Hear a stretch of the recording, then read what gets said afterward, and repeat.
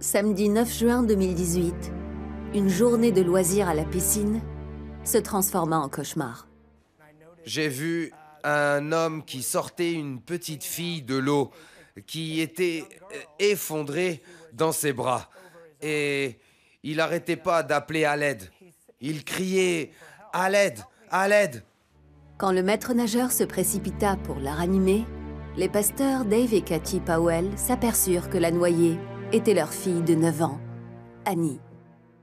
Pendant la réanimation, j'ai vu qu'Annie était toute bleue, du torse à la tête, et ses yeux étaient révulsés. Elle ne donnait aucun signe de vie. Elle était sans vie. C'était ma petite fille. Et elle n'avait que 9 ans. Je me suis sentie totalement impuissante. Je priais Dieu. Dieu, s'il te plaît, ne la prends pas. Fais qu'elle revienne à elle. J'étais à ses pieds en train de prier que la réanimation lui permette de revenir. En fait, je priais qu'elle revienne à la vie. Quand l'ambulance arriva, ils lui donnèrent de l'oxygène et l'emmenèrent en hâte à un hôpital à 2 minutes de là. Quand les Powell arrivèrent aux urgences, les médecins dirent qu'elle était stabilisée, mais que son état restait critique. Elle avait eu un arrêt cardiaque et respiratoire. Elle était à présent dans un état comateux et devait être transférée d'urgence dans un centre de traumatologie renommé, à Morgantown, en Virginie-Occidentale, pour des soins spécialisés. Je me faisais vraiment du souci pour elle. C'est à ce moment que j'ai commencé à me rendre compte que tout n'allait pas bien. Même si elle respirait, je me demandais « Qu'est-ce qui se passe? Est-ce qu'elle sera jamais la même ?» Pendant le trajet, les Powell prièrent et demandèrent aux amis et membres de l'Église de prier avec eux. S'il te plaît, ressuscite mon Annie. S'il te plaît, rends-la-moi. Après l'arrivée de l'hélicoptère, les spécialistes dirent que les prochaines 72 heures seraient critiques.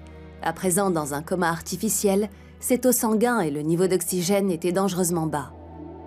Le manque d'oxygène prolongé pouvait avoir causé des lésions irréversibles au cœur et au cerveau, même si elle survivait.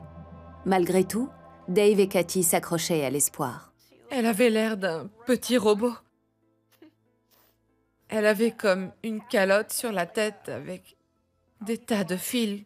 Et j'ai découvert que c'était pour mesurer les convulsions.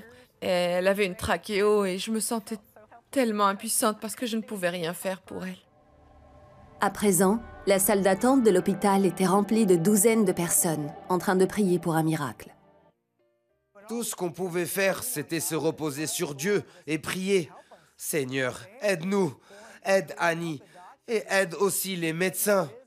Donne-leur la sagesse et aide-les à la ramener à la normale. » Le jour suivant, un dimanche, l'église des Powell eut un temps de prière spécial pour Annie et sa famille.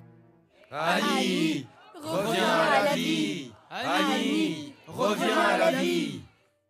Il disait « Reviens à la vie, Annie, reviens à la vie ». Et ça a touché mon cœur et à partir de là, je savais, au fond de moi, je savais que tout irait bien.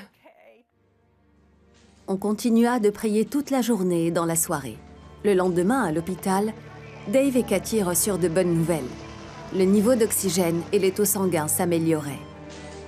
2 jours plus tard, un mercredi après-midi, les médecins sortirent Annie du coma. À son réveil, ils lui demandèrent de remuer les doigts. Ils voulaient vérifier si elle était consciente et pouvait bouger. Le docteur se penchait sur elle comme ça, et Annie lui a donné un coup de poing dans la figure. Après quoi, le docteur a dit « Elle va s'en remettre. » Kathy, je savais que ma fougueuse petite Annie était de retour. On sait bien sûr que c'est une réponse à la prière. On remercie Jésus. Merci pour tout. On n'arrête pas de louer Dieu. Même si Annie ne se rappelle que peu de choses, elle se souvient d'être allée au ciel. En effet, dans l'hélicoptère, Annie mourut et il fallut la réanimer. J'ai vu des papillons et ils étaient de toutes les couleurs. Mais ce n'étaient pas des couleurs de tous les jours, c'était des couleurs qu'on ne peut pas imaginer. Je me sentais très heureuse et joyeuse et je me sentais aimée. Je le sentais tout autour de moi. Elle dit qu'elle se souvenait aussi qu'on l'avait aidée dans la piscine. Il y avait un homme en blanc qui m'a aidée dans la piscine et je pense que c'était peut-être Jésus ou bien un ange. 5 jours après la noyade, Annie sortit de l'hôpital sans séquelles au niveau cognitif ni physique. Et aucune perte de mémoire. À présent, elle est heureuse et tout va bien à l'école. Elle et ses parents disent à tout le monde que rien n'est impossible quand on s'en remet à Dieu. Je suis très heureuse aujourd'hui parce que je peux faire ce que j'aime, comme du vélo ou lire des livres. Quand je prie Dieu et repense à mon miracle, je dis toujours « Merci Seigneur de m'avoir laissé vivre ». On peut croire en lui et se reposer sur lui. Quoi qu'il nous arrive, Dieu est là pour nous aider. Je voudrais juste vous encourager tous à croire. Il est le Dieu qui rend possible l'impossible. On a envie d'applaudir un Dieu, le seul Dieu puissant, le seul sauveur, vivant, qui fait des miracles, qui étonne toujours les scientifiques, les médecins, les voisins, les parents. Même les voisins. Et comment les voisins ont su que la fille mourait? Ah oui, tout à fait. Là, je suis d'accord avec toi. Je ne voyais pas cet angle-là. Ah bon? Oui, c'est vrai que nous pouvons rire. En fait, c'est un rire pour rendre grâce à Dieu. Oui, Massi. tout à fait. Parce que les choses qui se passent aujourd'hui, il y a les gens qui sont encore assez pessimistes. Sceptique. Et c'est très sceptiques et puis qui ne pensent pas que Dieu peut encore faire des choses telles qu'on a vues dans la vie d'Annie.